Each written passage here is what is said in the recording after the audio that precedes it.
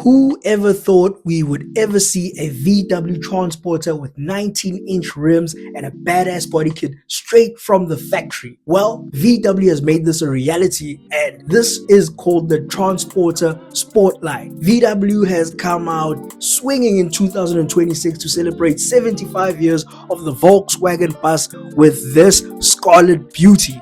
And what makes it stand out? Well, obviously, the body kit, which comprises of a new front bumper, a new rear bumper, gloss black slides, and a rear spoiler. Oh, and roof rails, for the people that like to do outdoor type of stuff. Then we move on to the other striking feature that you see, where the car has been dropped 29 millimeters on Eibach springs, which gives it a better stance, filling up those arches with those 19-inch beauties which are bespoke for this car. This car can be your everyday GTI or the family GTI. Use the regular GTI for yourself, and this is the family GTI. No prices have been announced for the South African market yet, but what do you think of this beauty? Will these stand out, and would you choose this over a V-Class?